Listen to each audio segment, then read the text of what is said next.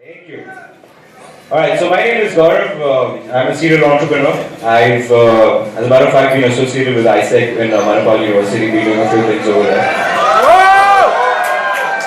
So, so today I'm going to basically be talking to you about is education actually educating you guys?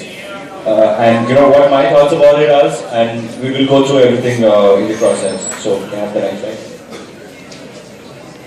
Just press on. Okay, so every class has a rule of engagement. We also have rules of engagement over here. Let me go ahead and tell you what the rules of engagements are. Next, please. If you ever have a question, if you disagree with what I'm trying to say, please raise your hands up and I will get back to you. You can have the questions right there. Next. So who here has a smartphone? Show of hands. Who has a smartphone? Who has a smartphone with a dumb battery? A lot of you guys, right?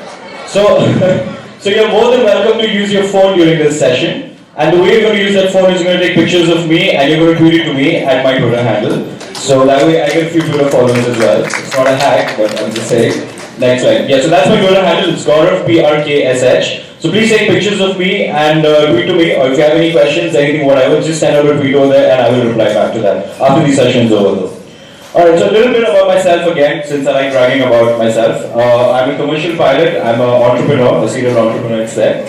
I'm a speaker and I'm a traveler. So a lot of things that happen in your life, you know, Steve Jobs says connect the dots. So a lot of things that happen, you know, aviation happened, entrepreneurship happened, college happened, a lot of things happened to where I am today. Next. So as of now, I work with this wonderful company called as WLS Solutions Private Limited. I started this firm when I was in second year of college at the age of 21, and you know it was a great story when we started out this because there was absolutely nothing great that was going on in college, and we wanted to disrupt the ecosystem and do something amazing. So that's how we started WLS Solutions, and today we have offices you know across the country, and so we are basically a full service digital agency. We do websites and we do digital campaigns. We do a lot of other things. And it's been a great journey. I think this WLS is what's given me a lot of identity, a lot of exposure towards a lot of other things. So we'll get to that later. So now the question, is education really educating you? How many of you guys, show of hands, think that the statement is true? How many guys of you think that getting educated, and by getting educated I mean getting a degree for the sake of it, is actually educating you in real life? Show of hands. How many of you think that getting a degree is actually educating you? Nobody? Nobody thinks so here, except for one. What's your GPA? 10? No, sir? Alright, so the whole point of education is not to teach you about life. The idea of education is to teach you to learn. Education is about learning to learn. It's not about learning to learn something very specific. It's not about anything of that kind. But it's just the ability that education gives you an opportunity to learn. It makes you teach yourself. It teaches you how to teach.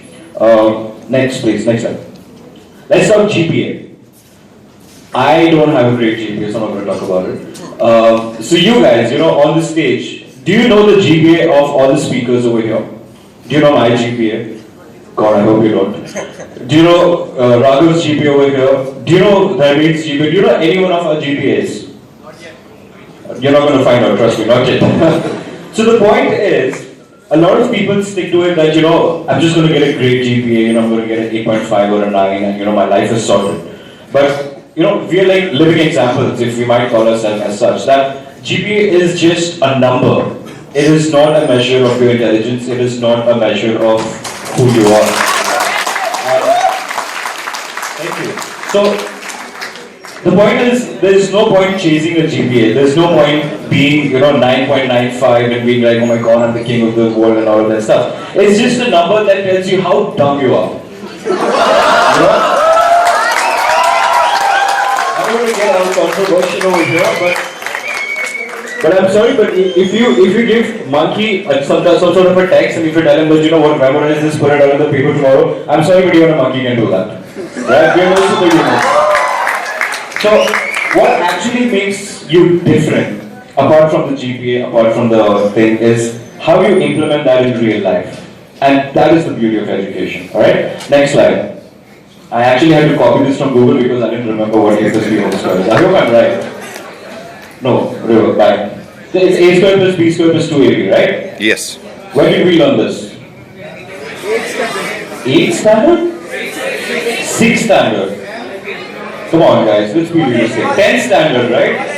जब college में आके ये पढ़े फिर गलत काम कर रहे हो कुछ ये 10th कॉलेज की बात है ठीक है so we studied this in 10th it's been a long time since I studied this in 10th I for the hell of it can't recall using this formula in my real life ever can you recall that there is a problem in your real life you're like you have to get from block 41 to the main gate and you have less than 5 minutes ये formula लगाते हैं something will happen has it ever happened right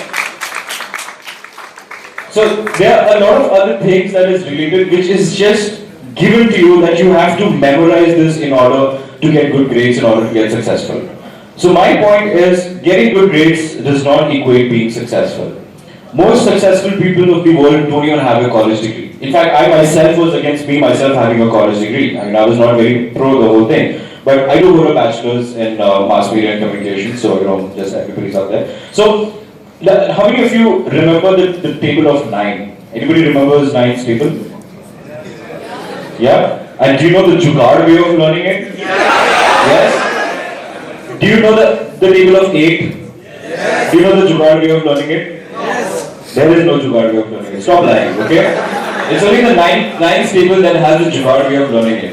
So when we were kids, I'll give you this example that happened. We had a test, we had to do the tables from 1 to 10, we had a test in school and my friends were like, dude, I was like, I've learned the tables 1 to 8 but I have not learned the 9th table, dude, I'm going to get so screwed. So he just took his back book and he just wrote 0, 1, 2, 3, 4, 5, 6, 7, 8, 9 and did the thing the reverse order. He's like, that's your 9th table.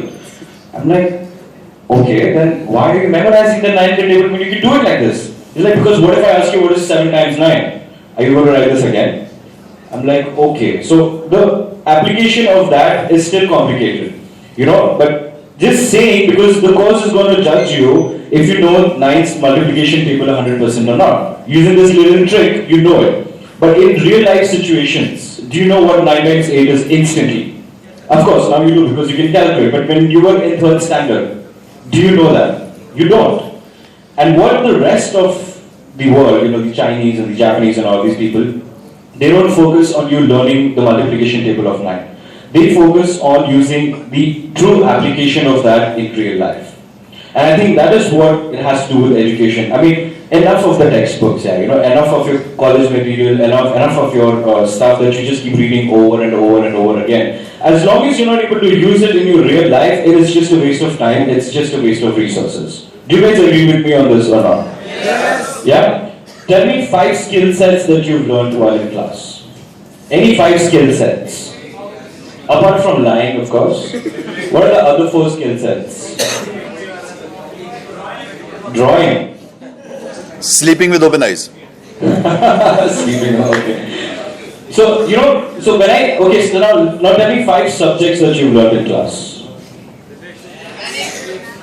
So do you see the difference in reply? When I asked you 5 skill sets, you guys had no clue. But when I said 5 subjects, you're like, oh yeah, maths, chemistry, physics. So that's the difference. There is no such thing as a language, there is no such thing as a subject that you have to learn in order to be successful. You need to have a grip of everything all around you. You need to be able to put it in simple terms. You need to be able to apply it on your day-to-day basis. As long as you're not able to do it, it is just not making any sense. Right?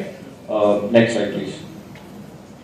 So the essence of education is not learning how the world works, but it's actually learning how to learn.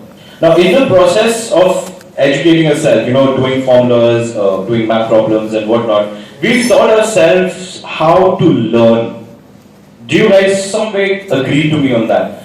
If you're in the 10th standard, you probably don't know what double integration is. But when you come to first year of engineering, you know what double integration is, right? So you've taught yourself to learn the art of double integration.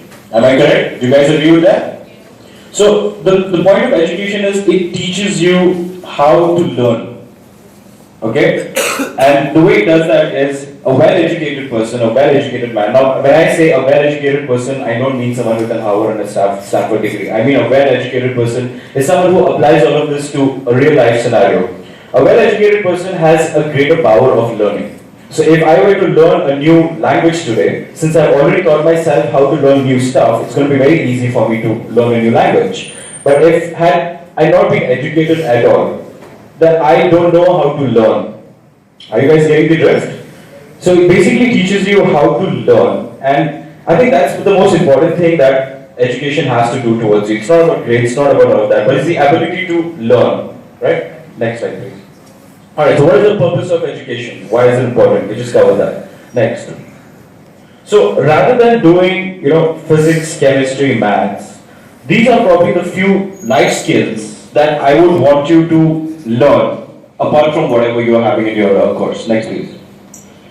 So there are 4 of the most important skills which anyone, you don't necessarily need to be an entrepreneur to do this, you don't necessarily need to be a person over here. These are 4 skills: the art of selling, team management, branding, and how to stay motivated. These are the 4 skill sets which I feel every person in the room needs to know. Show of hands, how many of you want to be an entrepreneur? How many of you want to have your own companies? That's a pretty good mix, right? So, do you think the degree that you're doing is going to help you anyway in the startup that you're planning to do? So why are you doing it? What are you doing for your startup is my question, right?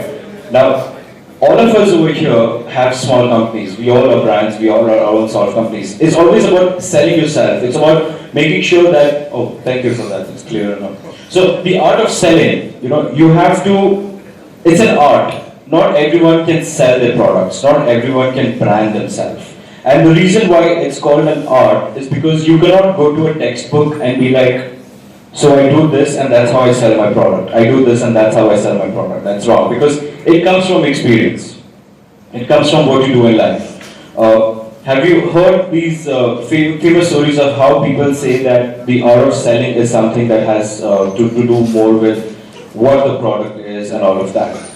But when you're starting on a new company, the entrepreneurs now who are looking to get started on their new firm, even if you have the world's best product, unless you don't sell it properly, nobody's going to buy it.